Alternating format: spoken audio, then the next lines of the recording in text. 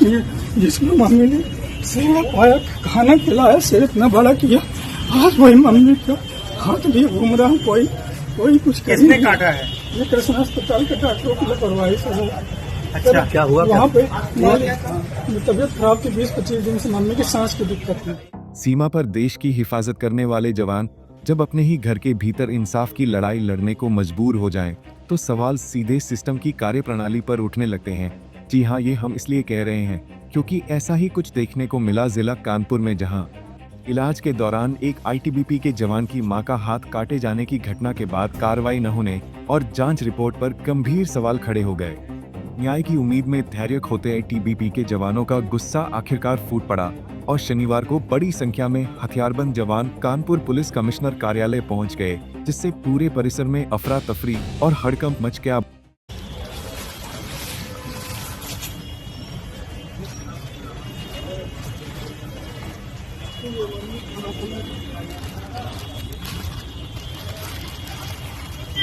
ये जिसमें मम्मी ने सेवा पाया, खाना खिलाया, सिर इतना बड़ा किया, आज वही मम्मी का हाथ भी घूम रहा हूँ, कोई कुछ किसने काटा है? ये कृष्ण अस्पताल के डॉक्टरों की लापरवाही से हुआ। अच्छा, क्या हुआ? वहाँ पे तबीयत खराब थी, 20-25 दिन से मम्मी की सांस की दिक्कत थी। मैं अपने बटालियन 32 बटालियन आईटीबीपी में मैं वहाँ पे डॉक्टर साहब के पास। किसका है? तो मेरी मम्मी का हाथ किसने काटा है? कृष्ण अस्पताल वाले सब। अच्छा ठीक है, पैक करो इसको, पैक करिए। यहाँ क्यों लेके आए? कोई सुन ही नहीं रहा, सब जगह पैक करो भाई इसको ना, अभी कृष्णा बात करते हैं। रखिए अंदर, पैक करिए। जगह अरे पैक करो, जगह जगह भी आए हो ना। 3 दिन से जॉब में रखिए पीछे, पैक करो इसको। कृष्णा अस्पताल रेल बाजार। जी सर,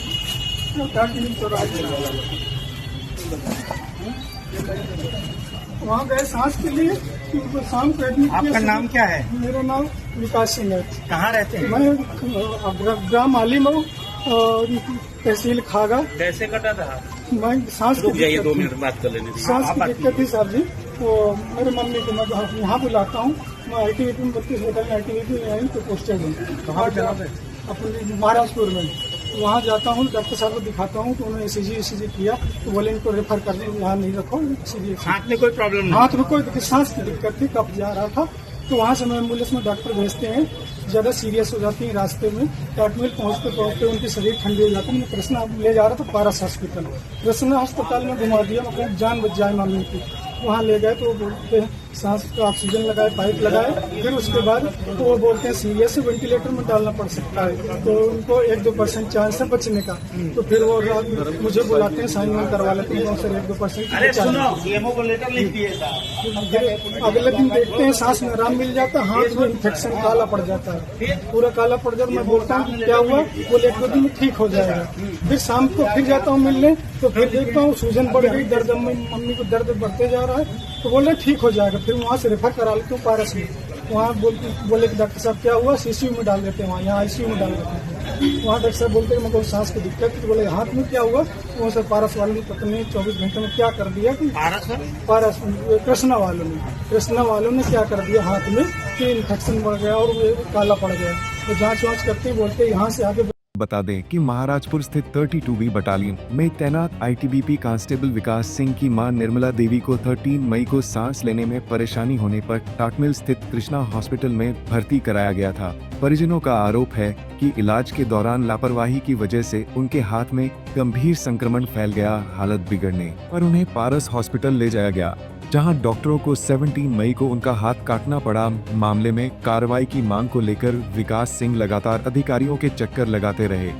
20 मई को वह अपनी मां का कटा हुआ हाथ लेकर पुलिस कमिश्नर कार्यालय पहुंचे थे। इसके बाद पुलिस आयुक्त ने पूरे मामले की जांच स्वास्थ्य विभाग से कराई, लेकिन आई जांच रिपोर्ट से पीड़ित परिवार और आईटीबीपी अधिकारी संतुष्ट नहीं हुए। फिर क्या था, शनिवार सुबह आईटीबीपी के कमांडेंट गौरव प्रसाद, लाइजनिंग अफसर अर्पित और 50 से ज्यादा जवान पुलिस कमिश्नर कार्यालय पहुंच गए।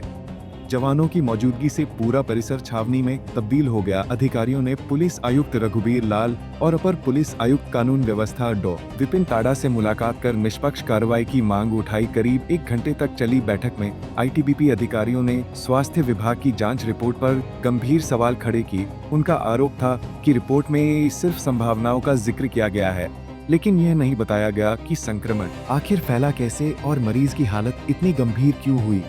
अधिकारियों ने जांच टीम पर अस्पताल प्रबंधन और डॉक्टरों को बचाने का आरोप भी लगाया। जो हमारे अभी आप सबको पता होगा, जो जवान की माता का हाथ कट गया है, उसी रिलेशन में मैंने कल जो है सर से अपॉइंटमेंट लिया था। मैं कमिश्नर सर से मिलने के लिए आया था और आज मैं और मेरे अधिकारी और जवान आए थे यहाँ पे। मैं अंदर सर के पास बैठा हुआ था, बाहर जवान खड़े थे, तो शायद मीडिया ने थोड़ा इसको गलत लेवल पे गलत रूप से ले लिया है। हमने कोई ऐसा घेरने वेरने या कुछ ऐसी कोई कार्रवाई नहीं हुई है। कमिश्नर सर की तरफ से पूरा सपोर्ट है हमें, और जो भी जांच रिपोर्ट इस मामले में आएगी तो न्याय होगा। सर के ऊपर हमें पूरा भरोसा है। बस इतना ही कहना चाहता हूँ। धन्यवाद। वहीं दूसरी ओर इस पूरे मामले पर अपर पुलिस आयुक्त डॉ. विपिन ताड़ा ने बताया कि पीड़ित पक्ष जांच रिपोर्ट के कई बिंदुओं से असहमत था। इसी वजह से आईटीबीपी के अधिकारी और जवान पुलिस कमिश्नर कार्यालय पहुंचे थे। उन्होंने कहा कि सीएमओ को दोबारा जांच के निर्देश दिए गए हैं और यदि किसी की लापरवाही सामने आती है तो उसके खिलाफ सख्त कार्रवाई की जाएगी।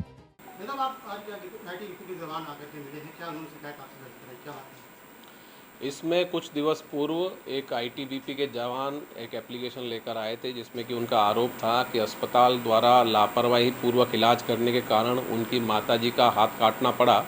इस पर माननीय उच्चतम न्यायालय के आदेशानुसार प्रकरण, क्योंकि मेडिकल नेग्लिजेंस से संबंधित था, तो उसे सीएमओ साहब को प्रेषित किया गया, जिस पर कि उनके द्वारा नियमानुसार डॉक्टरों के कमेटी गठित करवा के सभी एस्पेक्ट की जाँच करवाई गई। जो रिपोर्ट आई उसको लेकर प्रार्थी आज पुनः अपने अधिकारी गणों के साथ प्रस्तुत हुआ और उसने कुछ बिंदुओं पर आपत्ति जताई, जिस पर कि सीएमओ साहब से वार्ता की गई और दोनों पक्षों की रजामंदी से जो आपत्ति के बिंदु थे उस पर पुनः जांच के लिए राजी हुए हैं। दोनों पक्षों की बात हुई है और इसमें जो भी जांच के बाद तथ्य सामने आएंगे उसी आधार पर इसमें अग्रिम विधिक कार्रवाई की जाएगी। बहरहाल इलाज में कथित लापरवाही और इंसाफ की लड़ाई ने अब प्रशासन और स्वास्थ्य विभाग दोनों को कटघरे में खड़ा कर दिया है। वहीं जवानों के तीखे विरोध के बाद ये मामला कानपुर में चर्चा का विषय बना हुआ है। पंजाब केसरी टीवी के लिए कानपुर से प्रांजुल मिश्रा की रिपोर्ट। हमसे जुड़े रहने के लिए हमारे YouTube चैनल को सब्सक्राइब करें और नई वीडियो की नोटिफिकेशन के लिए बेल आइकॉन को दबाएं। अगर आप ये वीडियो Facebook पर देख रहे हैं तो लाइक जरूर करें और ज्यादा से ज्यादा शेयर करें। धन्यवाद।